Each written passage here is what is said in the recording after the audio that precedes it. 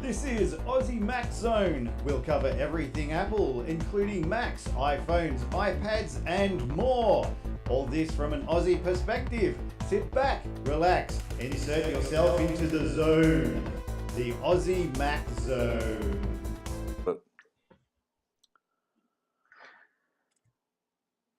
Hi everybody, welcome to show 230 Aussie Mac Zone. This week we are sponsored by athwebhosting.com.au and Aussie Tech Radio. So, firstly, apologies for last week with my dulcet tones there rambling on and taking a little while to get everything up. I was out in the sticks, out in the country, travelling around, so I had to wait till various places where I could get enough internet to do it. So, Garth, welcome back. How are you? Oh, I'm good, mate. I'm still trying to find enough internet to do it, but I just can't seem to do it. Yeah, it was amazing the differences in places you went to, what internet you had. And Zarn's here too. How are you, bud? I'm great, Captain. How are you? Excellent, thank you. I assume that you're referring to my eye patch that I'm carrying on with. I just I definitely am. I had an operation today on my eye to remove a cataract. So, you're a good-looking matey. Yeah. Hence, I've got my little eye patch on. So, excellent. So, there is a new Apple webpage out there, and it reads, "You want to do what's best for your family? So do we. iPhone, iPad, Mac, Apple Watch, and Apple TV, they're some of the most powerful tools ever made for learning, exploring, and staying in touch. Parents love them, kids love them, and we're continually designing new features to help make sure kids use them in the ways you want." So there is a link on the webpage to go and understand a bit more about parental controls and the classroom function that's in this for schools. So there's quite a bit of interest in there, and it's because of the not furor, but the comments made about kids using devices too much. I think that's part of the page, so part of the need for the page. But it's very interesting to go in there and have a read around. Yeah, excellent. I think it's important that they take a more upfront role with the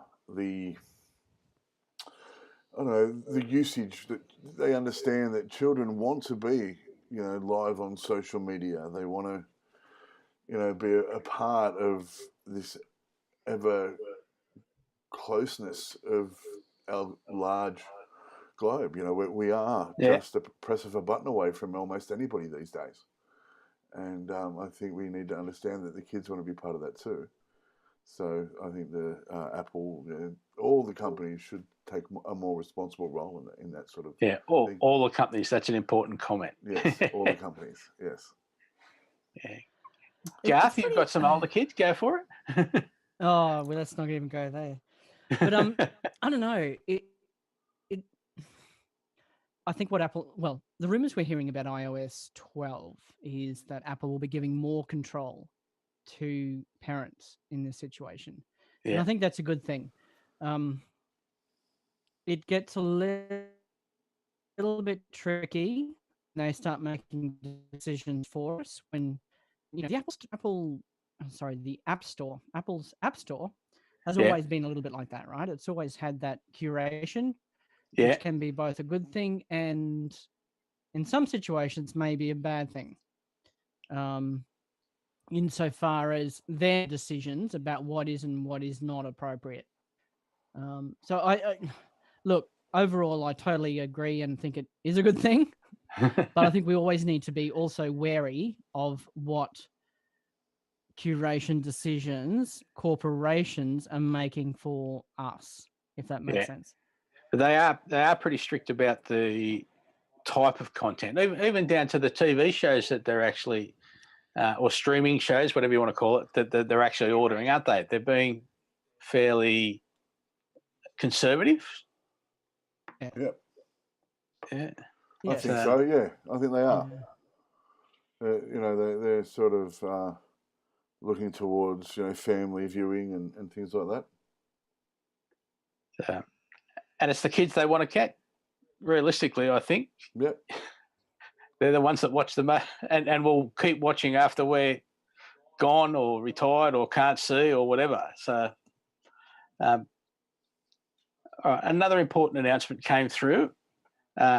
Apple announces Worldwide Developers Conference 18. It's in San Jose again, which is very good news, and it's June 4 to 8.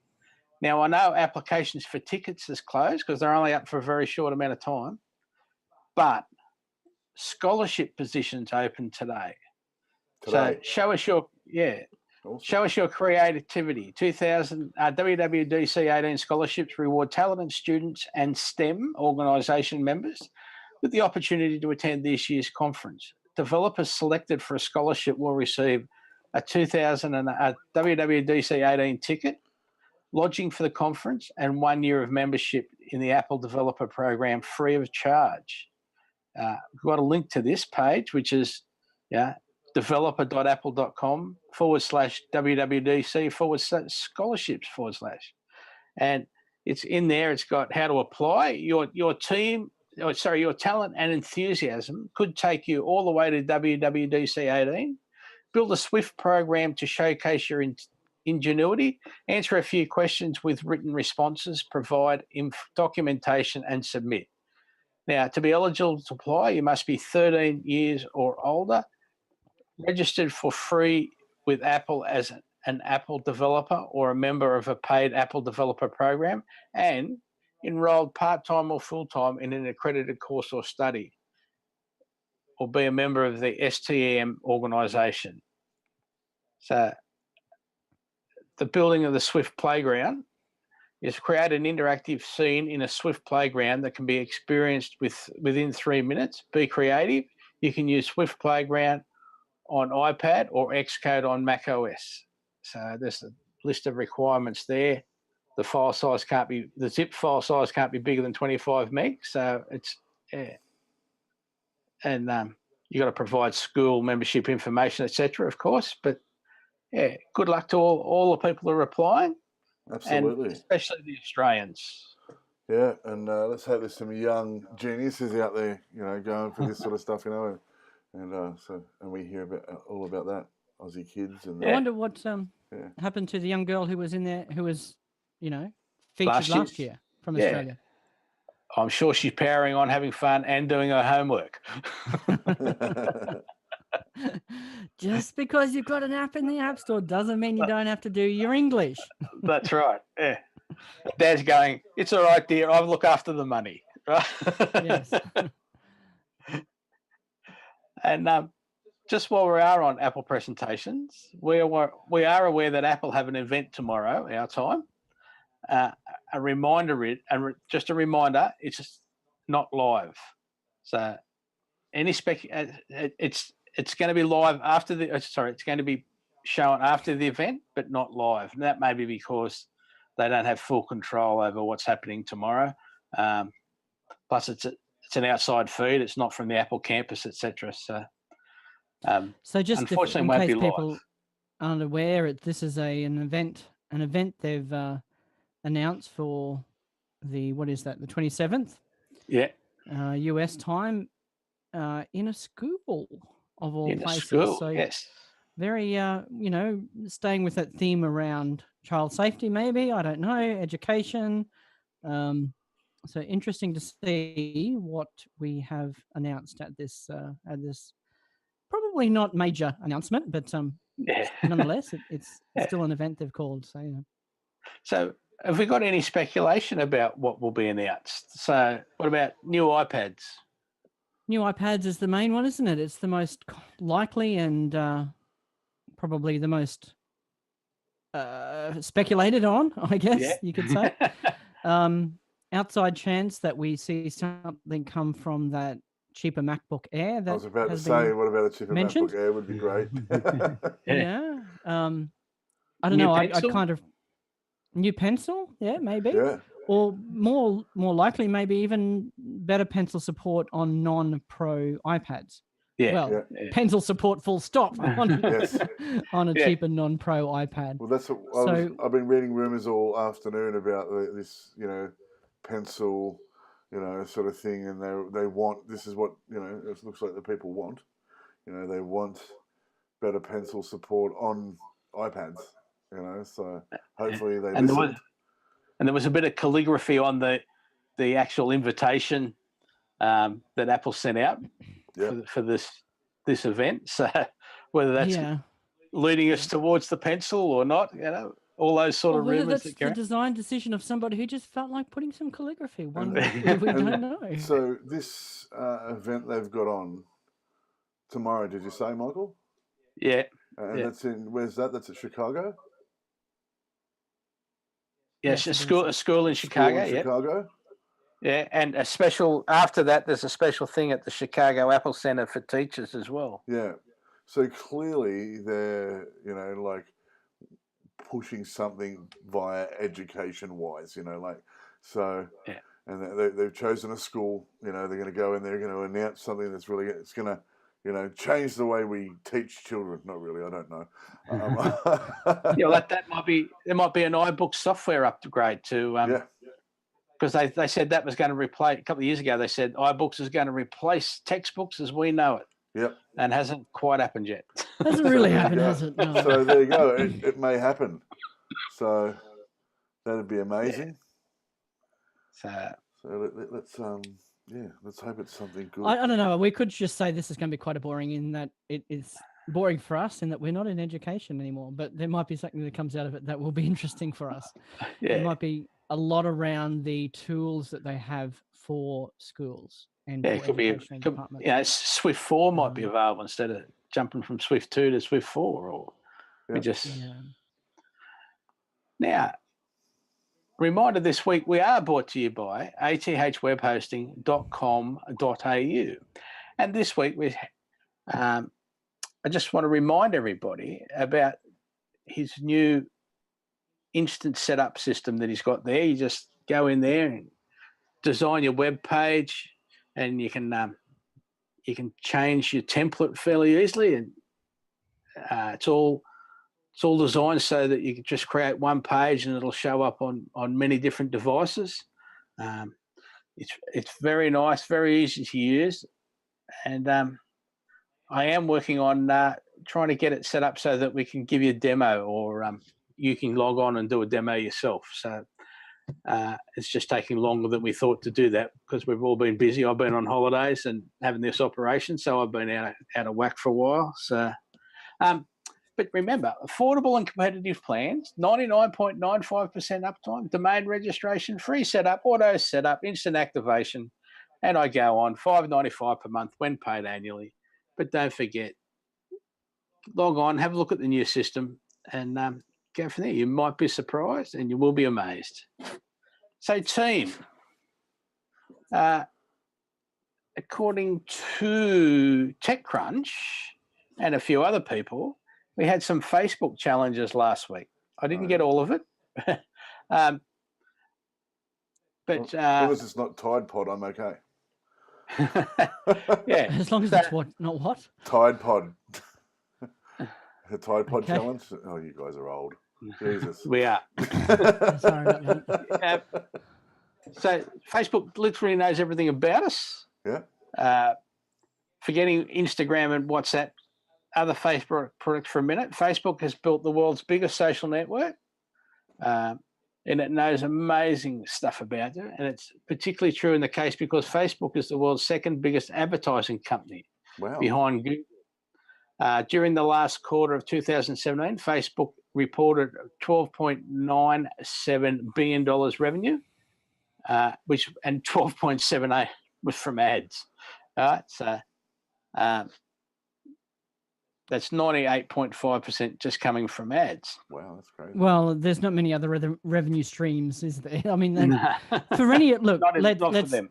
Yeah, well, not for many people in this industry, right? That is where if you're not selling and making hardware, if you're any kind of publishing site, it's all about advertising. It has been since the town crier. So, I mean that. Look, don't get me wrong. I'm not arguing for Facebook in any way, but that is as it should be and as you would expect is all I'm saying, really. Gus all of these platforms are Hey, well, that's where they Garth's make working their for the money. man. No, look, I hardly use Facebook at all. I think the crux of this story is the fact that they had an app or a developer who was using their API who really Screwed him. screwed the users, right? And to a degree Facebook, but it's pretty clear that Facebook was also complicit in this.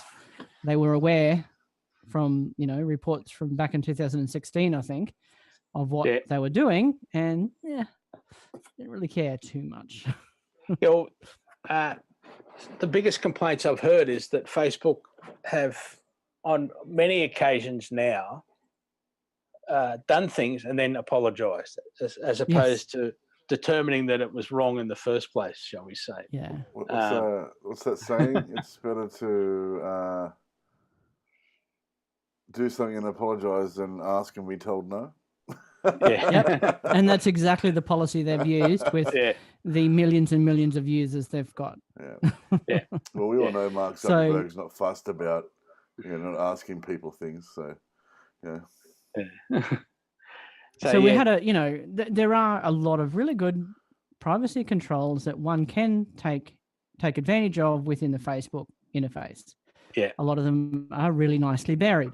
And some are put, very well there's buried. a few that are put really high up on the scale where you can easily find them and check them and uncheck them and feel like you're doing something about your own privacy in that realm, right?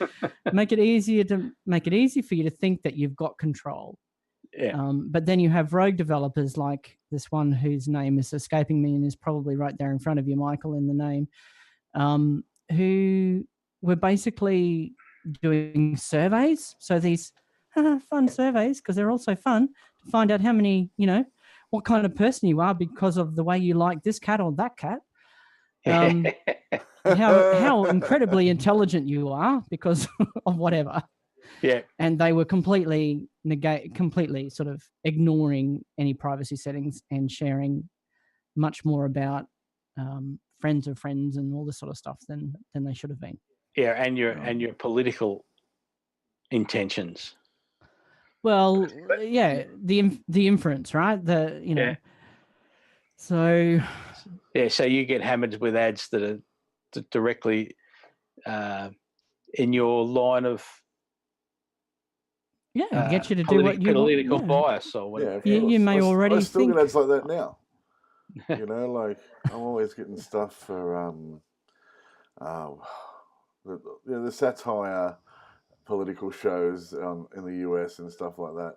And Facebook are like, oh, you'll like this show, or you'll like this show, and stuff like that because and to I agree post that a lot of political stuff. That's fine to a degree, but it sort of comes back to what I was saying around Apple and their curation, right? Mm-hmm. It's the same kind of realm. It's not the same, but it is the same in where you've got a company, a corporation making decisions about what is and is not suitable for you to view. Yeah. How are we going to make this experience for you as good as possible? What do we think that you are going to like? But then, of course, you have other companies who come and sit on top of that platform and use it for more nefarious things. But even just straight Facebook, there is one that offended me just recently where it said, Michael Seamons likes such and such. And I've never given him a thumbs up, or I've never even heard of the company. So how could I have possibly liked it? Right? It's What company was it? I can't remember now, but it was just like never even heard of it. He doesn't want to remember is what he's trying to say. So whether we delete or not delete, and another I think it was Renee from IMOR was saying he was going in the back and looking at Facebook's advertising, if you want to do ads on Facebook and looking at the amount of information that they've got and what sort of information. And yes, it is basically sort of anonymized, but it's a massive amount of information they have. So is that really what you want And basically, it's got down. If it's on the internet, everyone knows. If it's not on the internet, no one knows. It's got down to that point. So, I think we live in a day and age that everyone knows anyway. Like, if you're on the internet, it's not hard to find out about somebody. Yeah.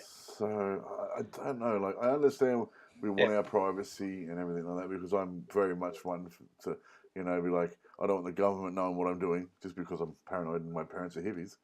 And I'm sorry, Zarn, it's all too late, mate. Oh yeah, exactly. And that's you come to the realization that look, I'm on social media way too much to even worry about that. So, but absolutely. Do you want We're spewing our data constantly. It's non-stop. But Willingly, do you want your 12-year-old? Sorry. Do you want your 12-year-old? I'm not aiming this at anyone. Yeah. For example, who's really upset with her boyfriend, girlfriends, whatever, go and ape crap for 5 minutes on Facebook, and then that will never ever go away. Well, for one instance, 12-year-olds shouldn't be on Facebook. There's an age limit, and it clearly says that when you sign up to Facebook that there's an age limit. Yeah. Okay. You're 15-year-old. Yep. So, look, if you're 15-year-olds, again, I say this theory is a Darwin theory. All right. Yeah. if you're all 15-year-olds stupid enough to do it, oh well, Yeah. The point is, though, that 15-year-olds are that stupid. Yeah, they are. Yeah. And that's just who. That's with them forever. We never had that problem. No, we didn't. Well, not to the same degree. We had the problem of falling off the motorbike and breaking our collarbone, and it never being the same again for the rest of our life. But it's and I was. Yeah, but your future boss can't look that up. No, that's right. No, but you might be able to get that. Yeah, I don't know. I think I was 16 or 17. Yeah, 16.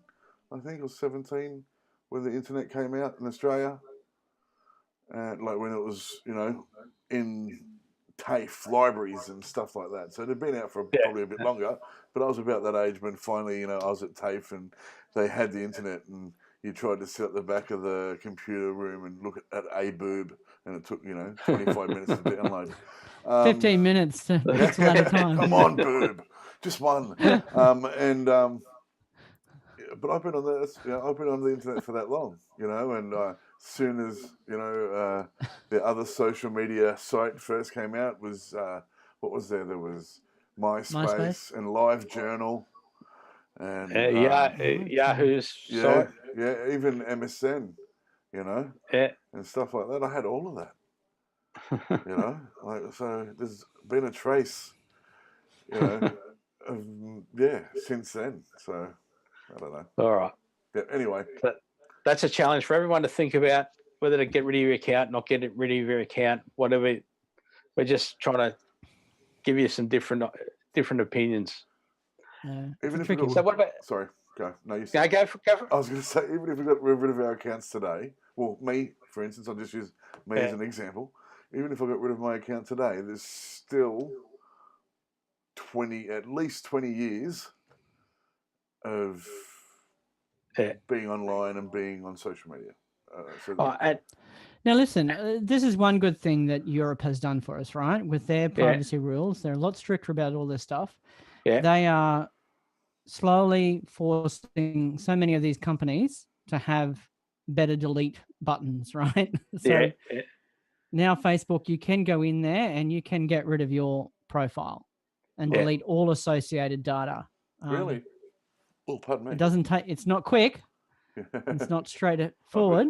But no, there's a 14-day delay. Union, they have the power. They've had the power to, legislate so that a lot of these big companies are forced to give users the ability to do that.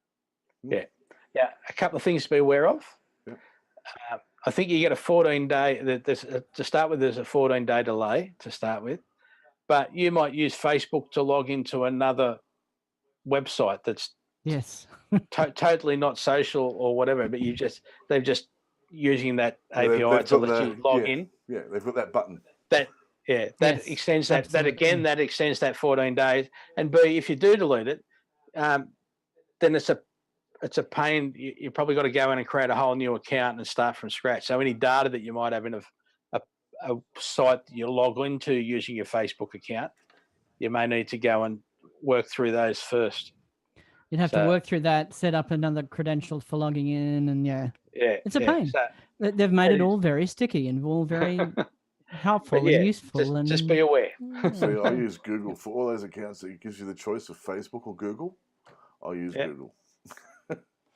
Yeah. Just saying. There's usually a third option, which is email. I always go for that one. Yeah, I'm the same, But not always. Not always.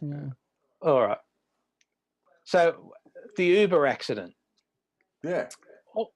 All reports I've heard and read prior to this particular report say it was unavoidable.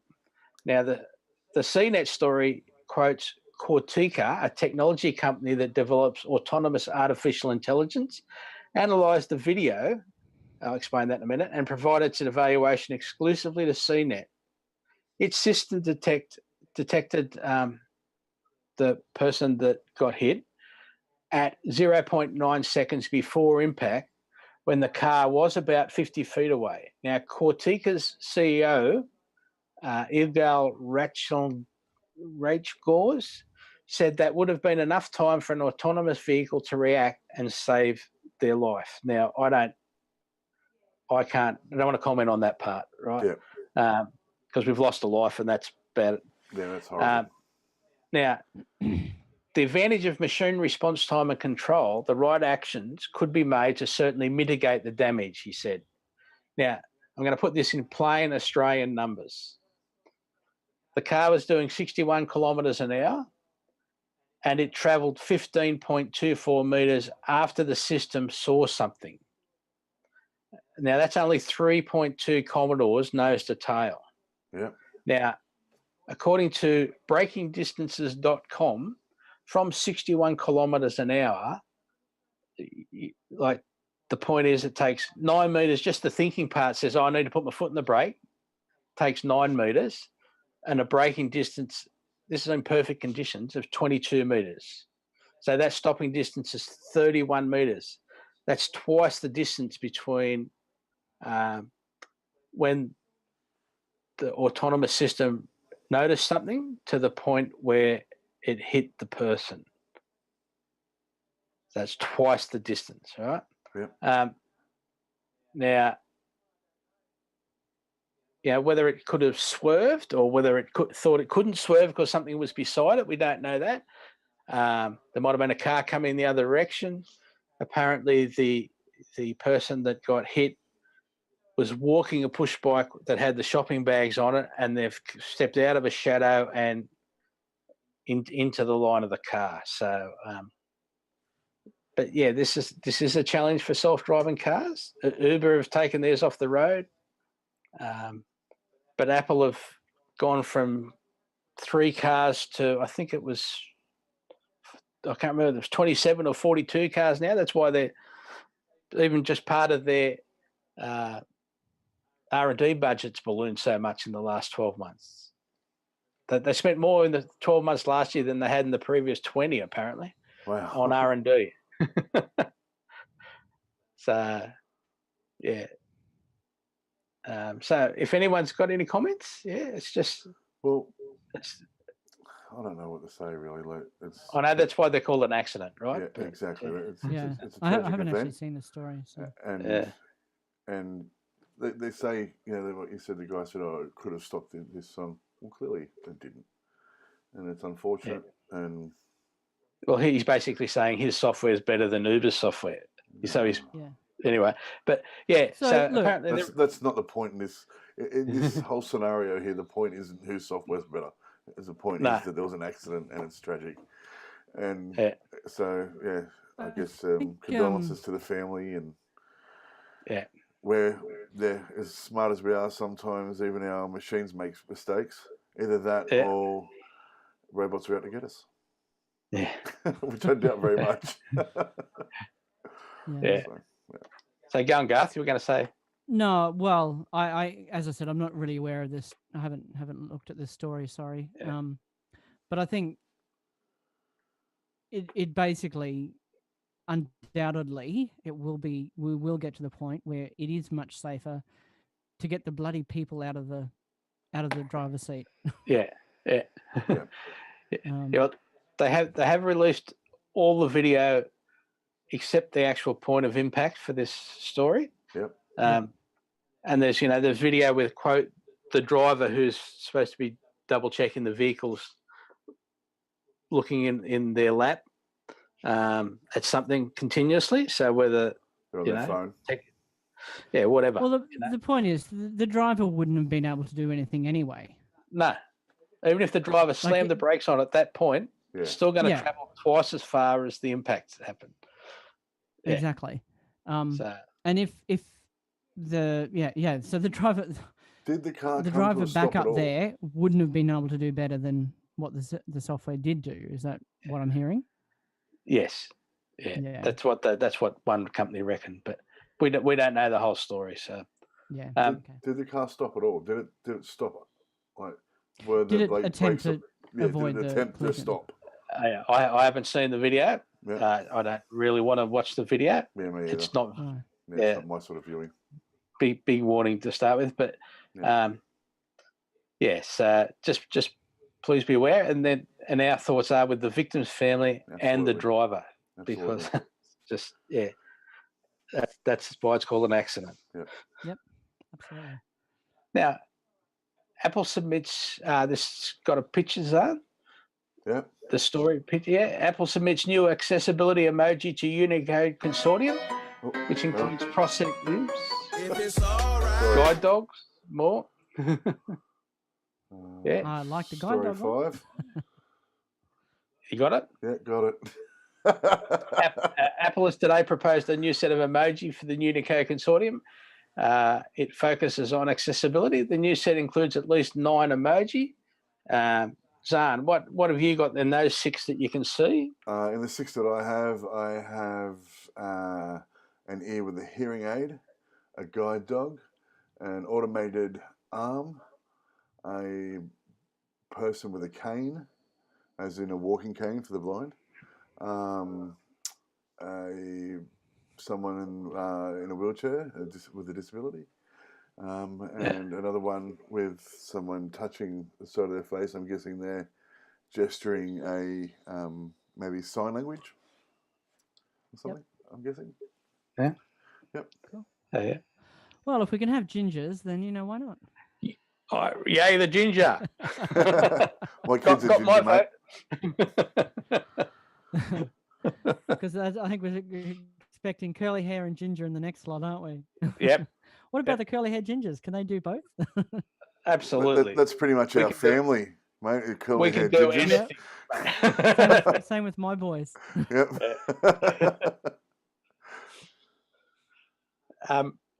Now, a reminder this week, we are also brought to you by Aussie Tech Radio at aussietechradio.com with the Aussie Tech Security Podcast, award-winning first year of podcast awards and Aussie Tech Heads Podcast 1. And we've got our new sister show, the Aussie Tech Crypto Show.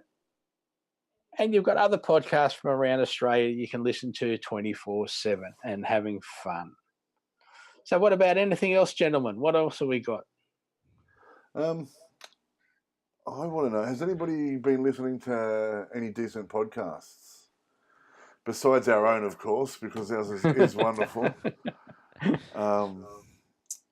Wondering, what have we been listening to? The Story Behind. Let's put a little plug in for The Story Behind. This is a brief weekly podcast. It's only 10, 15 minutes long, usually, by a producer called Emily Procott. She makes some appearances on other podcasts here and there. Light trivia. So she'll pick a different topic each week. Yeah. Things, just random stuff. And she'll go into the back history of the story. Well, the story behind. Now, it might be this, there might be a theme. There might be, what was the most recent one? The story behind Pez. the lolly dispensers. Yeah. Yeah. And there was a whole interesting little story about some guy. Yeah, well, you'll have just listen to it. Yeah, sweet. I'll check Search that out. up the story That's right up my behind alley. That's why I from was asking. Emily Procott. I'm actually just looking for new Yep. podcasts. No, and the good thing is, right, like I said, it's 10 to 15 minutes a week. It's not a big commitment. Yeah. And it's just light and fun. And she has, I think, recently signed a book deal, so she'll be doing a book as well. Excellent. Well done. And I just found, it's been going for a while, but I found two actually. It was Radio Lab. And Radio Lab's just science theory podcast. It's really good. It's funny sometimes, and they just go into like long-winded theories, and you can cool like black hole theories, and there's all that sort of stuff. And another one is called Hello from the Magic Tavern. I've been listening I've heard of that. For about 2.5 months now. They're 3 years in.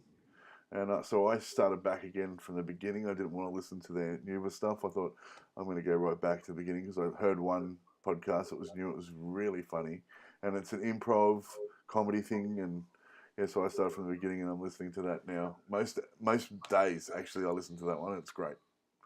Okay. Yeah, very good. I've heard of it, but I haven't actually picked it up. If you like a laugh and, it's sort of D&D-esque, there is in another like, it's from the magical world of Foon, it's called.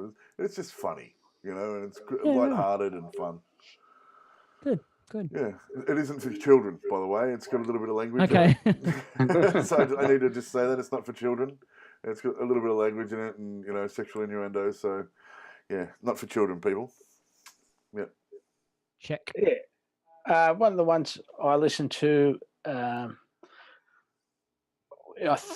pretty sure it's called The Pen Show, and it's Pen Addict. Just the Pen Addict. Yes, sorry. Oh yeah. no, seriously? Yeah, just I can't write, so I can't write for crap. But it's nice listening to the stories about pens and some of the things they go on about. It's a bit heavy sometimes, but I have listened to the episode or two of that. This is one of the Relay FM ones. Yeah. From Mike Hurley is the main guy, I think, there.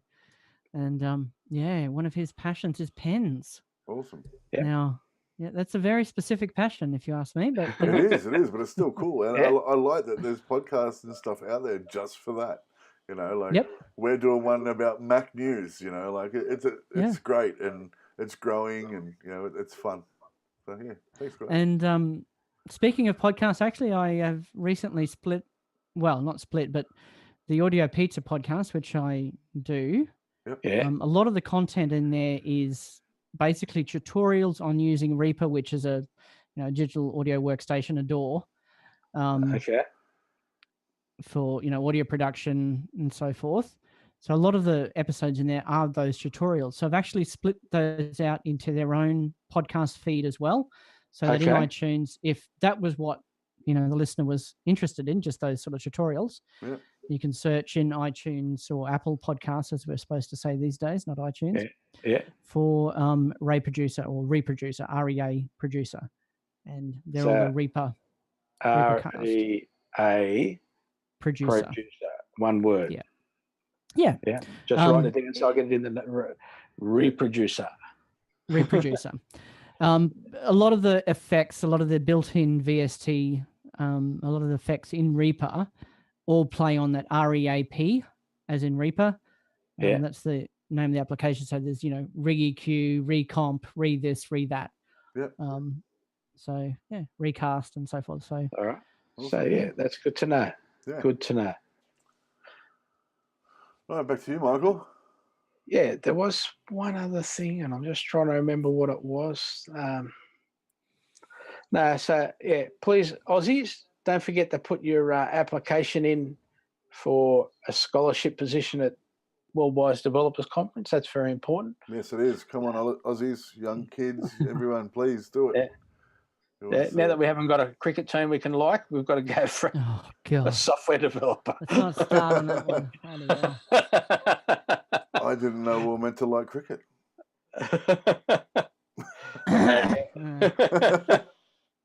So don't forget, our show notes have a link each week to upload the show notes. If you're like Spotify, just search Aussie Mac Zone. Apple News, Aussie Mac Zone. And thank you to our sponsors, this week being athwebhosting.com.au and aussietechradio.com, and our supporters. So thank you, Zarn. Thank you. Thank you, Garth. Thank you, boys. Thank you, listeners. And remember, Good night. apple a day keeps Andros away. Thanks, gentlemen. Yeah. Thank you, supporters. Thank you, listeners. Good night, everyone. Good night.